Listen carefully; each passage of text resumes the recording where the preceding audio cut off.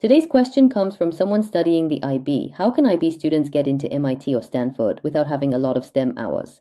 So, for those who haven't done any particularly outstanding extracurricular activities, haven't participated in things like the Olympics, and are wondering what they should be doing, in particular, I think many people worry about what to do for extracurricular activities. Even at Alpha, for places like MIT or Stanford, there are only a handful of Japanese people. However, since we have actually helped people get accepted, I'd like to talk about the reality of the situation. At Alpha Academy and Alpha Genius, we offer individual consultations, so please start by reaching out to us here. Let us know about your concerns and your current situation. We'd appreciate it if you could send us that information. After I hear about your situation, we also have preparatory courses tailored to the universities that suit you, and we can support you over the long term.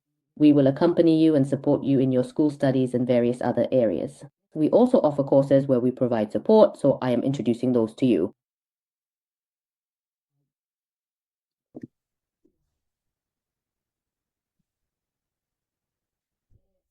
There are indeed many people who want to aim for universities in the United States, but there are also those who are stationed in places like Singapore. We receive many consultations about this, and there are also people who want to live in Asia for university or for more specialized, quite academic pursuits.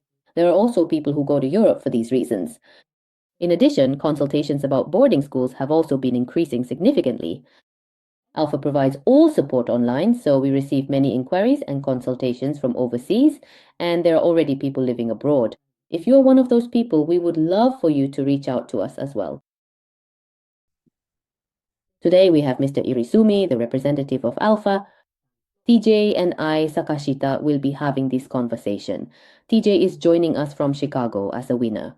He studied abroad at a university business school on a company scholarship. After that, he worked at Goldman Sachs and has been with Alpha for 18 years.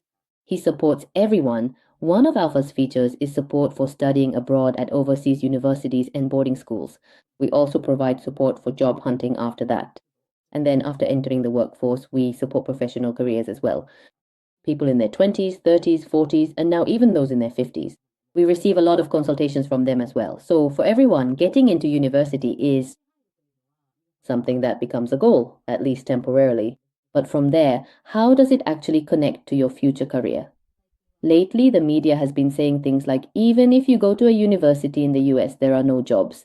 But from what we see at Alpha, everyone, Goldman Sachs, JP Morgan, BlackRock, Point72, and also Millennium Point72, are all examples of foreign financial institutions that people are getting into, and some are even at Meta, for instance. There are also people who have become engineers at GAFA companies, so it's important to carefully plan even up to your job hunting activities. If you do that, you can go to a US university and secure an incredibly high return in terms of job opportunities. Today, I'd like to talk while touching on those points as well. I started my career in healthcare, then went to Columbia University's Graduate School of Education, and now I support everyone at Alpha. Especially for your children, TJ handles things like essays, but I mainly support with studying, SATs, and entrance exams. First of all, some students take entrance exams in Japan up through junior high school. So if you have any questions about study methods, please feel free to consult with us. Now let's introduce some actual consultations for today. TJ, I'll leave it to you. Yes, thank you. Right now, it's just the season for applications to top universities in America, Europe, and Asia. Well, so-called Ivy League schools, liberal arts colleges, Oxbridge, and in Asia, places like the University of Hong Kong or universities in Singapore, such as the National University of Singapore. When it comes to applying to national universities and similar institutions, this year's applicants have already submitted their applications and some have already received results, while others are still waiting. Every year, at Alpha, which has been operating for 18 years now, we handle overseas university applications. Originally, we started with MBAs at places like Harvard, Stanford, Columbia, and Chicago, but recently we've been getting a lot of consultations from people aiming for graduate programs in fields like computer science, data science, and financial engineering, as well as other technology-related graduate schools. Lately, more and more people from all over the world are coming to us for advice because they want to attend global top universities, not just any overseas university. The reality is, unless you go to a top university in the US, Europe, or Asia, it's becoming increasingly difficult to find good employment. Even if you attend a local university, job prospects are getting tougher. Many people are sensing this firsthand, so they want their children to gain overseas experience as early as possible. Of course, just having overseas experience isn't enough to get into a top school, so the question is how to strategically plan out well in advance how to effectively present yourself in your application, and then carefully align your academic studies, research endeavors, extracurricular activities, and leadership experiences accordingly. This kind of proactive reverse planning is extremely important and absolutely crucial.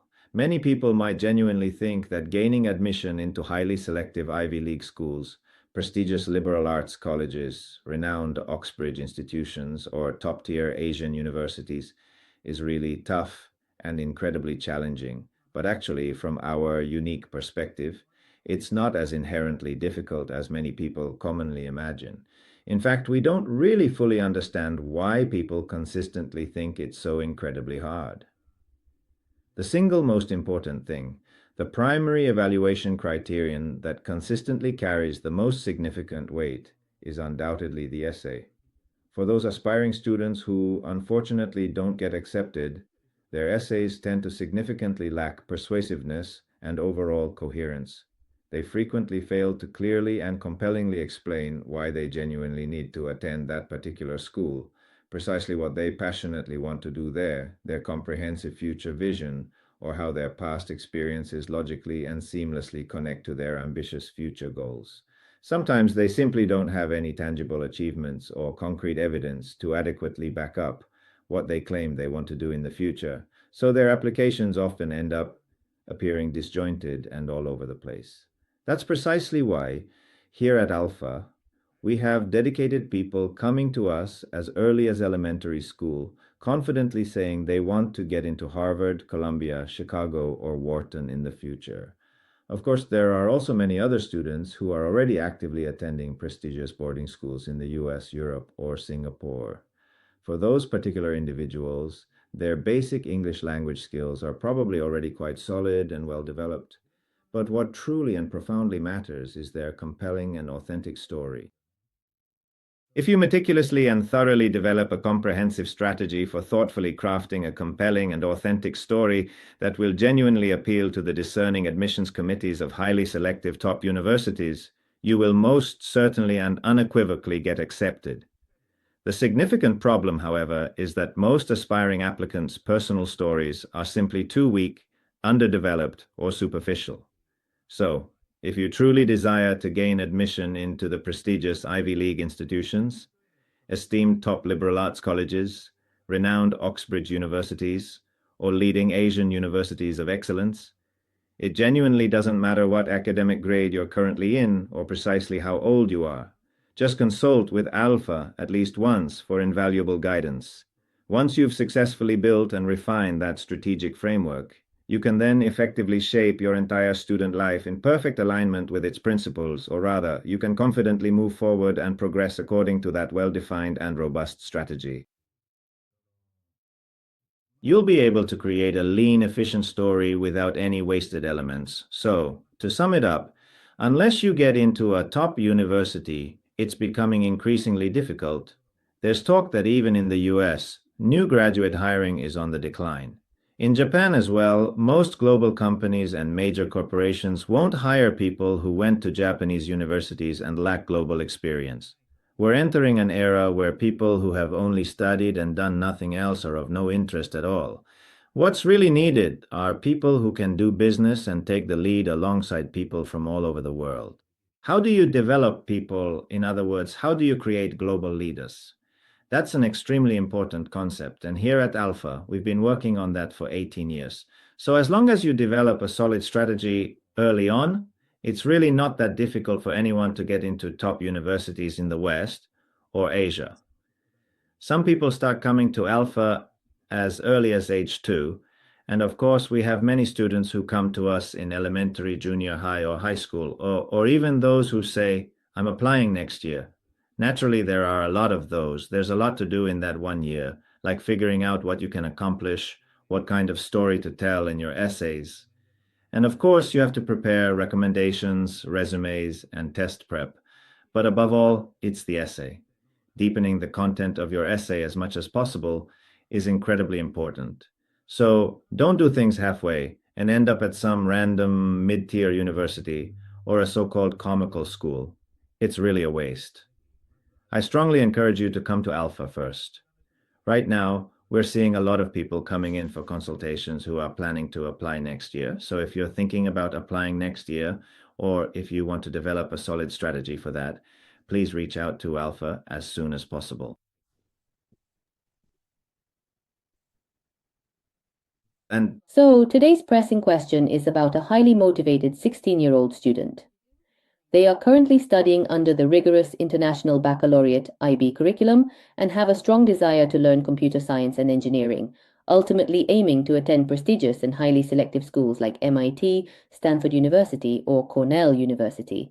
However, they haven't really participated extensively in things like academic Olympiads, significant awards, or a wide range of extracurricular activities.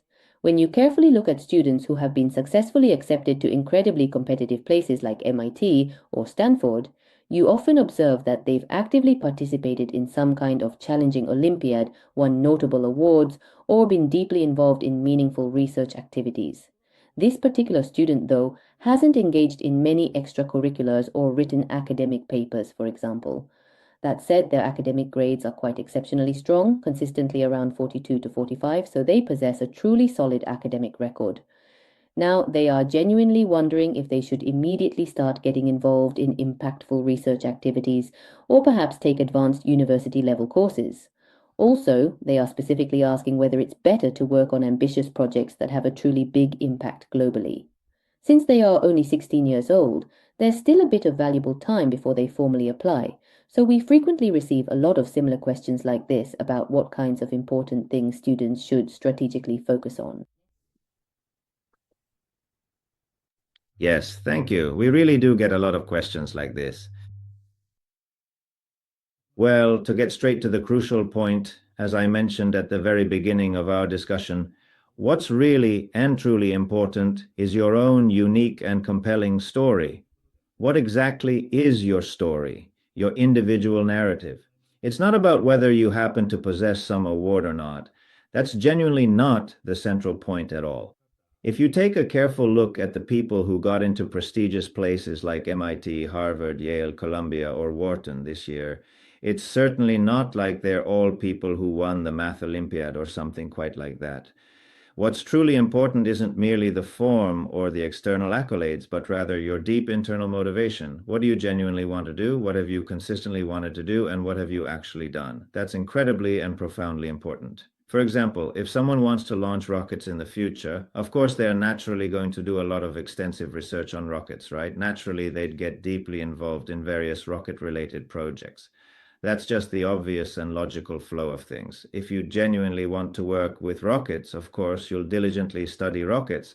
And if what you learn in middle or high school isn't quite enough to satisfy your curiosity, you'll go to university, read all sorts of complex papers, and probably attend various specialized rocket-related seminars or labs, actively building your network and so on. In the end, the people who get accepted are those who are powerfully driven by their own internal motivation to do what they truly want. And as a direct result, they might end up winning some awards. So it's absolutely not at all about whether you have to have an award. There are numerous brilliant people who got into MIT who genuinely don't have any awards. What's important is their own unique and compelling desire to do something. And it's clear what they want to do. It's not necessarily something with a huge impact. Well, maybe that's not quite right, but it's not about whether it has impact or not. It's about taking an everyday familiar problem and making it your own, feeling that you truly want to solve this problem, even if it takes your whole life. There's a real weight to that kind of commitment. It's about your own determination. and the background of having studied in this way for that purpose. It's not like you need to have won any awards or anything like that.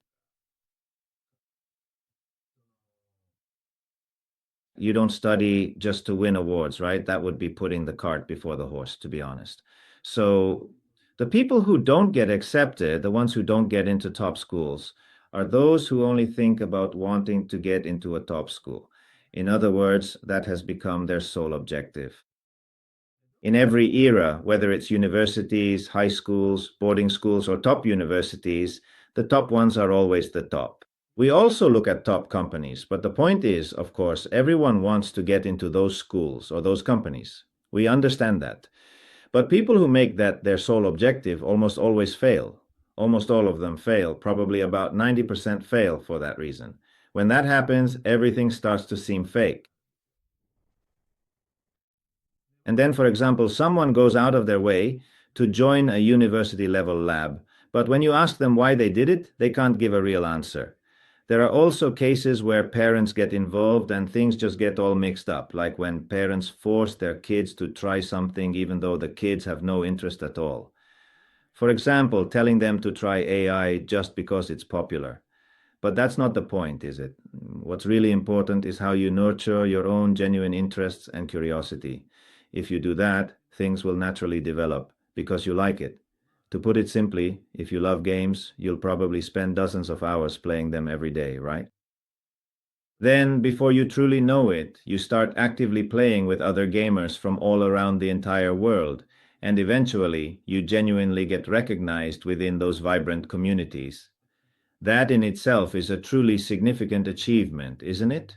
If you can confidently say, I want to join a prominent game company in the future and meticulously create exciting games that genuinely thrill everyone, so I want to diligently learn programming for that specific purpose, that kind of logical thinking makes perfect sense, doesn't it?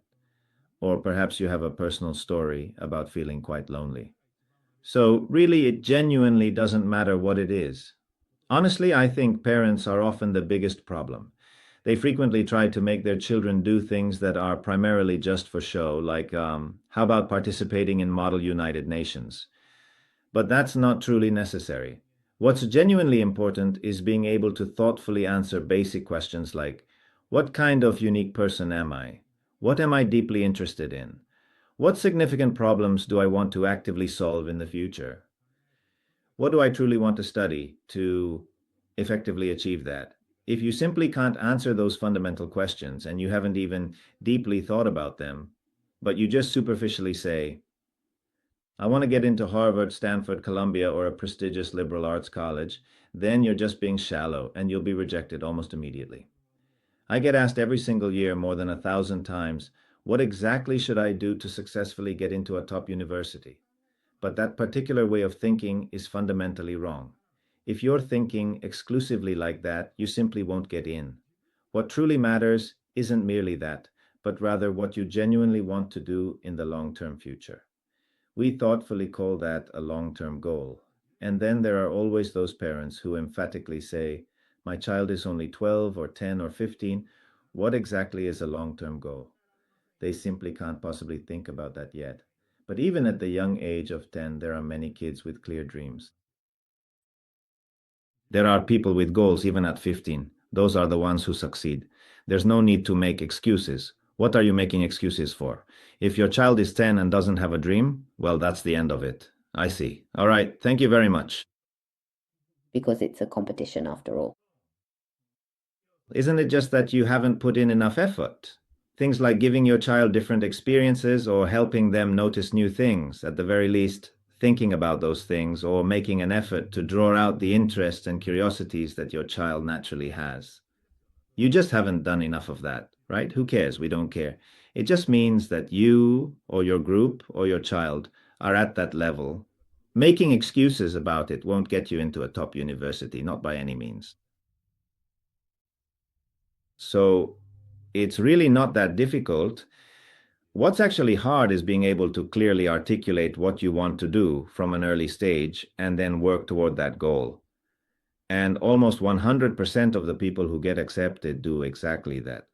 Some start early, but for example, if you're applying for 2026 admissions, there's still plenty of time, so you can start now. Even if you want to apply to overseas universities next year, it's still not too late to start. But if you don't do these things and just apply randomly, you'll end up at a random university, and then when it comes to job hunting, you'll only be able to get into random companies. There are plenty of examples like that. So please be extremely careful when choosing a university. We also provide support and advice for that. If you want to reach the top of the world without making excuses, please feel free to consult with Alpha. Emmy, do you have any additional comments? Just as TJ said, people tend to think that they can't envision their own goals because they're too small, but in reality, it's often the parents who are holding them back. For example, parents might say, wouldn't it be better to go into AI or something like that? But children actually think about these things quite a lot in their own way. From a mindset perspective, I think it's really important to believe in your child's potential. For example, saying things like, my child isn't good at this, or they're not very good at English, or math isn't their strong suit. If you label them as not able to do something, it can lead to them feeling like they can't do anything on their own. But actually, these kids are going to be stepping into a big global world. So at Alpha, we help them discover their strengths. I think it's best if they come to us early, before their potential gets stifled. There are quite a few parents who worry about their child's academics, but ideally, we'd like them to come by the age of 14 or 15. Up until that age, even if they're not good at studying, it can be improved as much as needed. Usually, it's just a matter of not having the right study methods. Of course, when it comes to things like earning a PhD in mathematics and becoming world renowned, there is a certain amount of innate talent involved, but I don't think everyone is aiming to become a mathematician to that extent. For things like getting a perfect score on the SAT or achieving good grades in school math, if you come to us by around 14 or 15 years old, or even as young as 4 or 5, it's definitely manageable. However, if you continue without studying and reach 17 or 18, your thinking skills may not be able to keep up anymore. So please consult with us as early as possible. This is a bit of a different topic from essays or extracurricular activities, but academic studies are also extremely important. Once you reach a certain point, the efficiency drops significantly, and many students end up using very ineffective study methods. There are quite a few alpha students who go to cram school but see no improvement in their grades at all. When I ask them about it, their study methods are all over the place, and they get caught up just thinking about which study method is best. It becomes a case of putting the cart before the horse. I'll cover this in another video, but for now, this is just a supplementary note from me regarding studying. Also, it's important to believe in your child's potential.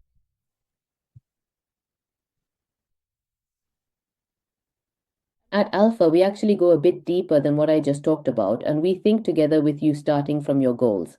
For those whose university application period is approaching, we work on application strategies. For those who still have plenty of time, maybe your child is only 2 or 5 years old or is about to enter the junior years, we consider options like boarding or junior boarding schools together as we think about future educational paths. So, especially when it comes to applications, it's important to approach things strategically. It's not simply about doing things like the Olympics. Rather, we first think about the goal, and then, in that order, consider what kind of efforts we should make to achieve it. It's not about just doing all sorts of things. After that, you put everything: your essays, the activities you've done so far, your life up to now, and your experiences into your essays. After all, the most important thing is the college application. These essays are a bit unique, aren't they? They're often evaluated mainly for their narrative or storytelling quality, so compared to graduate school, the writing style is different. There are quite a few strategies and approaches in that sense, and even among Ivy League schools, what kind of students they want differs. Those aspects and approaches vary as well. Please feel free to consult with us about that too. Next is researching schools. This is also related to point number 2, but depending on the school, what kind of goals the students have, what kind of mindset they possess, and what kind of goals they are aiming for, these things differ as well. These aspects really show the unique characteristics of each school, so please be sure to ask about them as well. Recently, STEM fields in computer science have become very popular. However, you also need to consider what major you want to pursue. We'll also talk about researching schools, introducing schools you might not know about, and sharing past success stories and notable individuals. We'll be discussing these kinds of things as well. For example, the Ivy League. Of course, we get a lot of questions about comprehensive universities, but also about liberal arts colleges. It's not all about going to the Ivy League. There are other great options too. There are also top liberal arts colleges. They offer a truly excellent environment and high quality education. On the other hand, at large universities, there are so many students that your college life can just pass by without really knowing what's going on. And sometimes you might not even be able to build a good network for job hunting. So please feel free to consult with us when choosing a school. We've been doing this for 18 years now, and recently, last year, and the 2 or 3 years before that as well, we've noticed certain trends among those who passed, after they actually enrolled too. We've also been able to hear various stories from them, so we share that kind of inside information with everyone as we move forward together. Or, through one-on-one personal guidance, we stay connected with you via chat the whole time, like having your own personal doctor. We receive consultations from everyone in that way. We also keep track of your child's progress as we go along. For individual consultations, there's Alpha Genius Study Abroad. That's what it's called. If you search for it that way, it will come up right away. But if you search for Alpha Genius, you can find our website and use the free consultation chat to reach out to us. We look forward to hearing from you all. So, as expected, you really need to aim for a global top university. It's quite tough if you don't go to one of those universities. That being said, there are also places where you can learn practical business and technology. There are also quite a few universities and schools with relatively good cost performance in places like the US, Europe, and Asia. So we can introduce you to those as well. Where you go and what you do there, and your career after that, as a professional, I mean. We help you choose a school with your future career in mind. That's probably something only Alpha can do. And also, often with other places, people often come to us saying they're torn between us and prep schools or something like that. But to be honest, the level is completely different, so there's no need to worry. Just come to Alpha. I think it's probably good to compare them. But honestly, people like me or Emmy, the quality of the advisors is on a completely different level. So if you rely on people who aren't that smart, things just won't go well. That's why we really understand the essence. You should talk to a professional. I think it would be best if you could do that. With Alpha, for example, we'd be happy to consult with you. In Japan, just search for Alpha Genius. That's all you need to do. For those overseas, just search for Alpha Advisors. Then the English website should come up. So I really recommend you get started as soon as possible. Applications for 2026 are already open for next year. And even for elementary, junior high, and high school students, especially when it comes to things like tests or figuring out what you want to do and what you need to do to achieve that, just like Emmy mentioned earlier. Just like Emmy said, we offer advice much like a family doctor would. So since this concerns your future, I really hope you'll reach out for a consultation as early as possible. With that, I'm looking forward to having the opportunity to speak with each of you individually again. Well then, I'll take my leave now. Thank you. I'll be taking my leave as well.